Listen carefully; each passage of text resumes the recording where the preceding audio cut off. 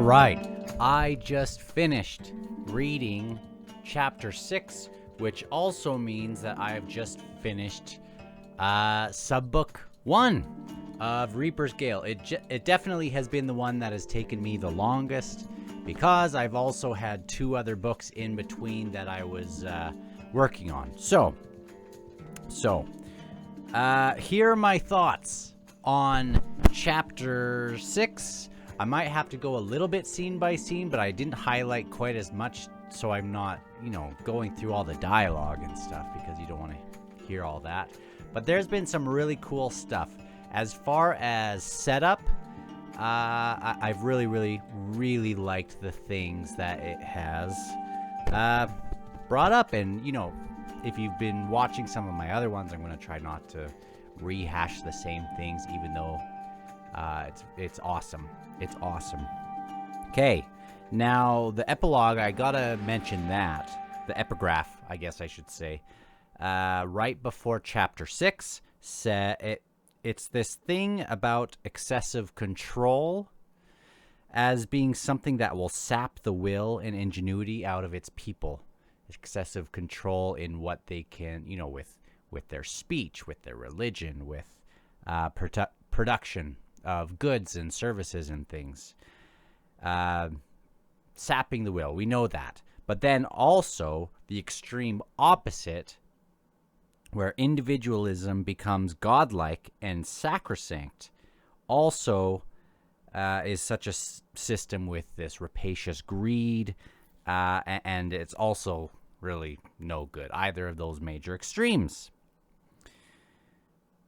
And so, in the clash of these two extreme systems, one is witness to brute stupidity and blood-splashed insensitivity, two belligerent forces glowering at each other across the unfathomed distance, and yet, indeed and in fanatic regard, they are but mere reflections. Very, very cool. I mean, this and Midnight Tides, you could probably most see analogous to our world, and we see that in politics and things like that. Not going to go into that sort of thing, but it is something that we can definitely see and we can find ourselves looking into. Now, this was a very, very interesting chapter. It wrapped up a few things.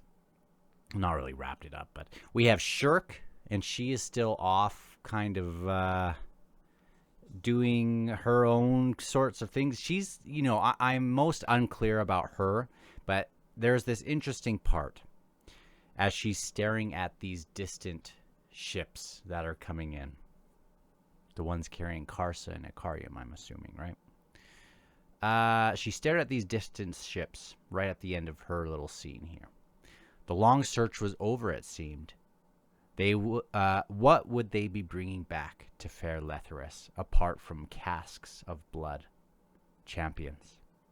Each one convinced that they can do what no other has ever managed. Kill the Emperor. Kill him dead, deader than me. So dead, he never gets back up. Too bad that would never happen. Okay. Her scene was cool, but we can't stop on everything.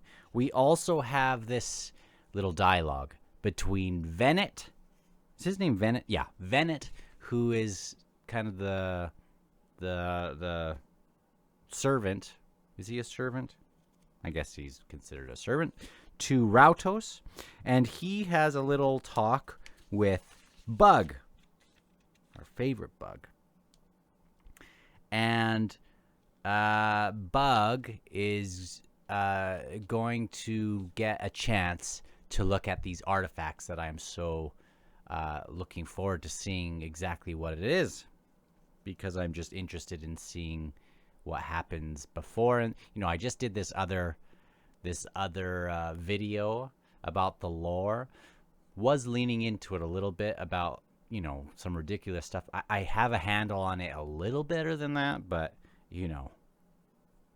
not always much better. So I am excited to see some of that. Very, very interesting. And this very last part in that scene as well, he says, "Aren't ignore you, Venet." It's supposed to be kind of like a "see you later," and you, Bug. And under his breath, he says, "If only."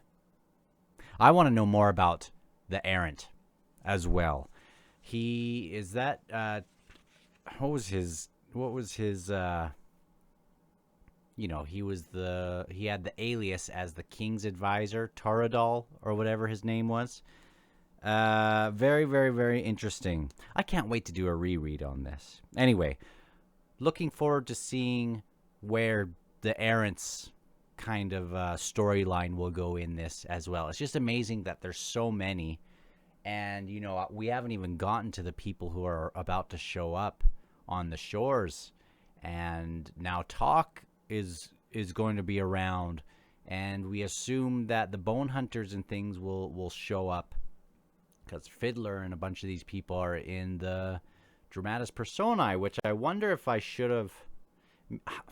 I keep saying maybe I shouldn't look at it. Maybe I shouldn't for the next one. But anyway, let's keep going. The next one was this conversation between the Atraprida and Brawl, who I am starting to like Brawl more and more. Now, I won't go into all the details of their little thing, but she's saying how she's just kind of doing what she's told to do.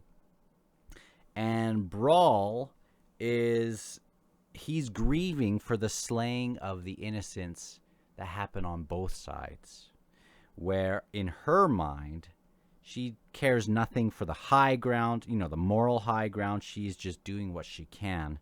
But he is saying that they don't hold the high ground in this conflict, no matter how they seek to justify their actions. And he's also concerned that in this far area of where they are ripe for the picking. They are basically spread so thin, and if the Aldan are able to unite, it might be not good for their group here. And she's saying, this is the Lethery Empire. We are built for this, and this so mimics. It so harkens back to Rome, where everywhere they would go, they would almost lay the roads in their way so that the caravans could provide for expansion for their armies as they expand, but also so that they can get their loot in there, which also includes slaves. They can expand, but also bring back slaves and disperse them among the kingdom. And here, the warriors here, the Lethery, who are doing this expanding, are going to get the first dibs on the slaves and things. Anyway, and Brawl is just one that I'm liking more and more, as well as this Edur that is right in that main city. I am very interested in these two. Okay, I think I'm just liking the Edur more and more and more. Like, I think they are just have the most characters that I think are just, I don't know, they're just not what I thought they would be like. Okay, I mean, some of them are. Anyway, let's keep going. So, I don't think I need to go through all of this, but, oh yeah, that's the end of that scene anyway. Okay, so then we get to this thing with Red Mask, really one of the highlights of this last chapter in this subbook. And he just goes right in, and at the sight of him, all these warriors in this, all these all warriors are going kind of nuts. And this champion, the one who's in charge, who is the king's, or, his father used to be the champion, but now it's this guy. He goes forward and is sort of challenging or waiting for the challenge of Red Mask. And it's very interesting here because Red Mask calls all of these guys cowards. And they obviously don't like that. And this Hadralt says, we will all have a piece of your hide because of what you've said. They will never join you because of this. Red Mask points out that he has hired this army. This is not necessarily an army that is loyal to him because they want to fight for him.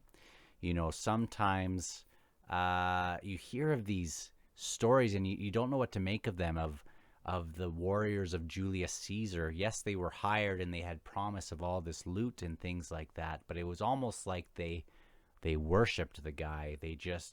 And obviously this is coming from his own kind of dictation and things, but you get some of this sort of stuff where they are just so loyal, where to the fact that rather than he would threaten to just disband a whole legion, and they would say, decimate us, let us go through decimation, have a tenth of us beaten. We would rather have that and be a part of this than be disbanded and stuff. And that's very cool because Red Mask is trying to find people that will be loyal, and it doesn't look at this part after he calls them cowards and things that's going to happen. And what a cool spot. So he does this horn. The Kachane Shamal show up, and everyone's kind of stunned here. And we find that probably this son did something that has never quite been, it's always looked back just reprehensible. It's, poisoning the father who was in charge, or killing the father who was in charge, but it was with this poison that's so cowardly. Makes you think of Agrippina maybe doing this towards Claudius, Alexander the Great. There are rumors that he was poisoned by those close to him. I believe Germanicus, same sort of thing. And this, one of these people from that are behind this guy kind of speaks up, and that's when Red Mask really pushes on. He finds his entry, and that's really the wound. He's not going to kill this guy and demand them to follow him. He's going to push on that sore spot until behind them they will kill him. And they do. They talk also. One of the ways also of doing this is he points out that, even though they have sold off land for weapons, the Lethri have given them crappy weapons that are just going to break. And if they fight the Lethri in the same form as the Lethri, they will just, it won't be for anything. Okay, so we have the factor who's benefiting at, selling arms to both sides, but he's giving crappy arms to the one side. And also that gold, people think it's just the weapons, but he is hoarding this gold, which is interesting because you see how this also has this dual thing where maybe he's becoming more like a natural Lethri and he's just obsessed with this gold. It's like a poison to his mind, and this is just too far, because they were supposed to use this gold or he was maybe going to use this gold to purchase the fighting of, the hired help of the Gray Swords, I think. But isn't that awesome? It's so cool. And in that moment, he won them over. He won them over when he says, when Hadralt yells, "We cannot win." Very cool. Okay. Oh, shoot. I forgot the very best part after recording all of this. This is going to be a little bit jarring.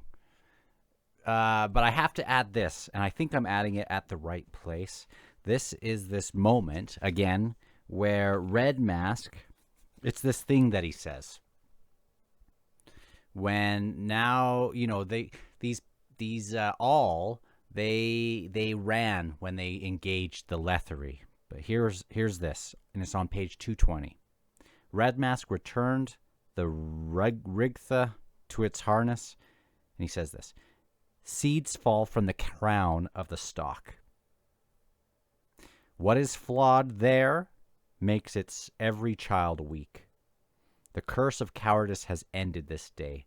We are the all, and I am your war leader. He paused and looked around and said, and I shall lead you to war. He's basically Braveheart. Red Mask now rules the all. That's what Massark is saying as they're observing this. Remember, they were so scared to come and do this. That's very cool. So if there's the seeds of cowardice at the head, in the stalk, in the crown, it's the same all the way down. And now I'm, you think of, and this makes sense. Think of how the followers of Animander Rake might kind of embody that, or the followers of this or that, followers of Rulad. Who knows how this is going to go? But if Rulad changes somehow, if Rulad changes as this king of the House of Chains, doesn't it mean that would be a big victory for everyone? Because of its influence and everything. I don't know. Maybe I'm just overthinking that. But sorry. Back to where you were. It's going to be jarring. I'm warning you.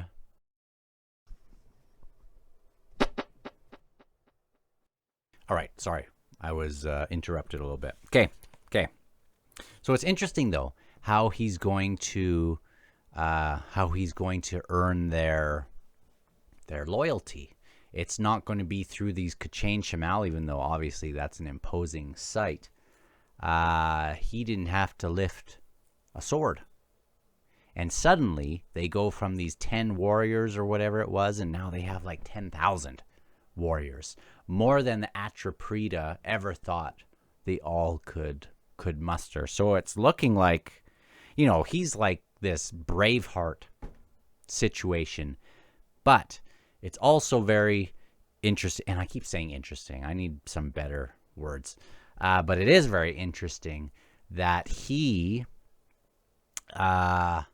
you don't know how far he's going to go. We've seen that he's willing to go quite far in this fight for vengeance, in this pursuit of vengeance. Okay. Anything else interesting in this?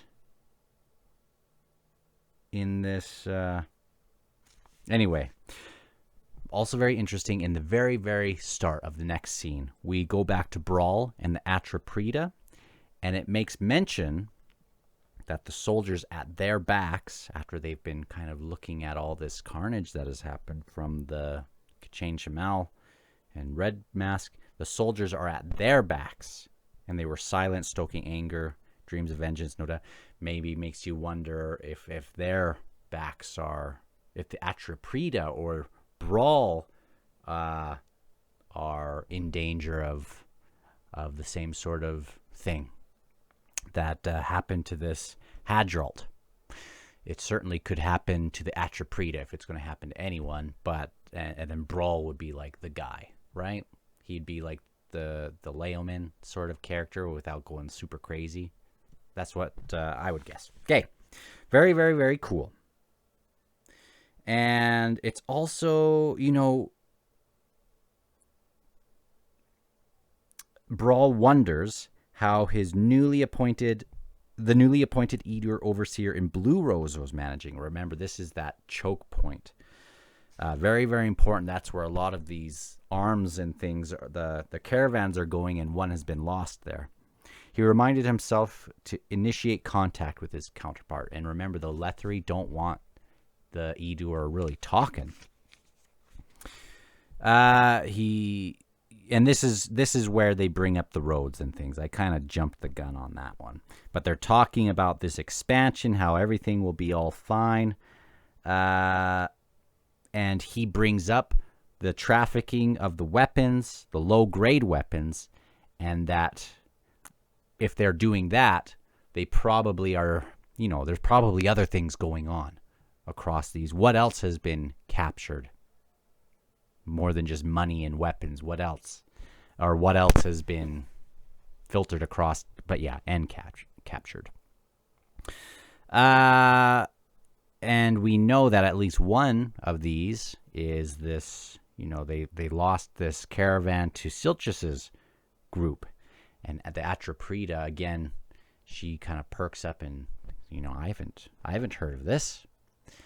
And yeah, so obviously her thoughts are racing, lots going on, and there will be this imminent war with the All that she is very confident at, but if Red Mask is not going to have them fighting in the same way that that the All were fighting before, kind of in the same way as the, who am I thinking? As the Lethri. So it's kind of like, it's just a Mel Gibson movie. Choose one. It's either Braveheart reuniting the tribes, but now he has them, and now it's maybe going to be like the Patriot. Instead of fighting like the British, the way that the Americans were trying to, now do these little other tactics and things. And if they have 10,000, man, it's a Mel Gibson movie. Maybe that's why I like this, because he's, say what you want about the guy, he makes a good movie. Okay. Dang it. There's some ice in that last hit. Okay. So, we don't know how that's going to go, but I am super excited. And Brawl is just more and more cool. The Atraprida really has this Roman Empire mindset. I keep saying Rome. Obviously, there's lots of other, this is an ancient mindset that we will go in. The only terms we will accept is surrender. They will be scattered as slaves and things. All right. At the end of this scene, sorry, I had to go again. We have Brawl, silently cursed Red Mask, who had single-handedly torn through the hopes for a cessation of hostilities for an equitable peace. Instead, Letter Annex now possessed all the justification he needed to exterminate the All. Wild. Okay. Now we get... What was this? Oh, yes. Lethery... we have more of, I've already talked about this. This is Red Mask talking about the coin, what it was meant for, wondering about who these foreigners are, who these foreigners were, who they are, and then what brought them there. And as if he's, I don't know if someone was putting that in his mind, like telepathically or whatever, but he hears it, and it's this other person who says it is prophecy. War leader, a final war. They came seeking a place they called the battlefield of the gods. They called themselves Grey Swords, the Rev of Tog and Fandere. There are many women among them. One of them is a commander, and the other commander is a man, one-eyed, and it's our boy Tok, who I've been waiting for forever. He was one of my very, very favorite people in the series by the end of it was him and Tool for 1 and 2. But where the heck is Tool? Okay. Well, we know Tool is anyway. So, Red Mask goes and talks to him. Now, I'm glad Tool doesn't go by the name of Naster. And I'm glad that he is going by Tok again, but now he's not Tok the Younger. He's Tok the Unlucky, which, yeah, look what happened to him in the other book. Okay. And there's this amazing revelation of why they're there, which I forgot about. Remember, when they were talking about the first sword in Memories of Ice, it was, they got word that one had already been chosen. This first sword. The first sword of the K'chain Shamal. And It's not a Ch.6 himself, it's a human, and he will have command over the Ch.6. Which, I mean, think of the possibilities with that. Holy crap, holy. Okay? He's the first sword, the Kel champion, consort to the matron, king. It's just awesome. Okay. Then we get this lone figure in this last scene, or this last portion. And it is this Tist Andi, who he's 19 years old. He is the first generation of those born to the exile and come from these onyx wizards, where there's 5 of them left, the purest of the blood. And they've kind of pushed aside these old ways.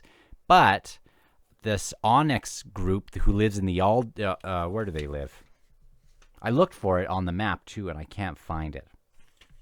Andor or something like that. Dang it, I'm not gonna. They worship Anamander Rake, and were sent here, or set here, kind of in the way that Andarist was. It seems like they were set here for the moment when Ch.6 Ruin would come walking past, and tells them, you know, he really kind of gets under the skin of Ch.6 Ruin, which is awesome. His name is Clip. And there's one point where he's antagonizing him in a way that Ch.6 just doesn't take the insult, and he goes to chop his head, and this guy, the Clip, just kind of backs up, and he's kind of giggling about it. He's awesome. He's awesome. And also cool that he has these coins that he's spinning in his hands, which obviously coins can really set our eyes. And he's just kind of flipping these coins until they crash a certain way.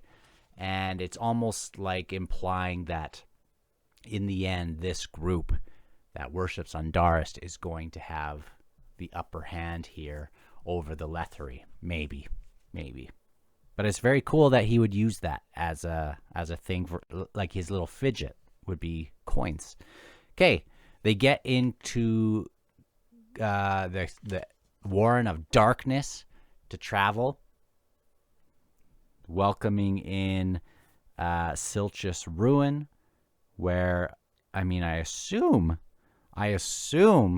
that he is on his way to meet Anamander Rake again, and they're going to travel together, and it's going to be explosive, because even though, you know, he's the antithesis of Anamander Rake in some way, you know, visually he is, but you wonder what's going to happen. He asked if his brother avenged him. He said, well, sort of, but not really. He was kind of busy doing other things. He was busy with the scattering of the, you know, he was busy with, you know, he tells him about Scavendari. Blood-Eye was destroyed by the Elder Gods and cursed, but the Edur were scattered, assailed by ice, and instead of going to defeat all of them, Anamander Rake just kind of let them scatter. And he calls it merciful. I mean, Ch.6 calls it merciful. I don't remember him being merciful. He was preoccupied, with the sundering of curled Emerlan, rumors of Osirk, this thing with Lady Envy, Kilmandaros, and then Silana, which I believe is the one from Gardens of the Moon, who was like a red. She was like a red dragon and got wrecked by Race. Is she still around? And that's interesting also, because if she was a red dragon and he's this red mask, I assume it's from a red dragon or a red reptile of some sort. It sure sounds like it's supposed to mimic that. Very interesting. If she would have, or if he would have, like, a piece of her. Who knows? But pretty sure she might still be around. I can't remember. No, she wouldn't be around. I don't know. I can't remember if she died or what. But yeah. Okay. So they are on their way there. Could be very problematic having fear as an Edur and a Lethery on their way coming with them. Wonder what this Onyx group will think. But Clip is not going there on behalf of them. He's going there on behalf of this other person that is named something. Shoot. I'll probably find it. Anyway, this other guy, you know. Okay. The Gate of Darkness appears. And yeah, he goes to try to slash the neck. Udinus is like, what are you doing? Did the guy who sent you here, you know, he's not going to be happy with your manners. And Clip's like, nah, it's fine. And we almost figured that maybe he did that intentionally. Sent this Clip. I don't know. Doesn't really matter. Maybe I'm just looking too much into that. Okay. And I want to know how this is going to go. Now, listen to this very last part of the chapter. The very last part of Subbook 1. It's this little thing here. As fierce Sengar led his horse into the gate, into this warren of darkness, the chain on Clip's right index finger spun out once more, ending with a clash of rings. Remember, he just is kind of whipping this back and forth. Why do you do that? Saren demanded, irritated, brows lifted. Do what? Swearing under her breath, the Aquatar walked through the gate. So that's why it's interesting to see that this little fidget would be the end, and there was this puzzle that started Subbook 1 with Tanal, and, you know, just really cool. Anyway, those are my thoughts going into Subbook 2. I'm going to now try to not highlight so much and kind of just go with the flow a little bit more. You know, not really going through each scene, but certainly in Subbook 1, it you know, there's just so much being built, and it's so cool. So cool. So I'll talk to you on the next one.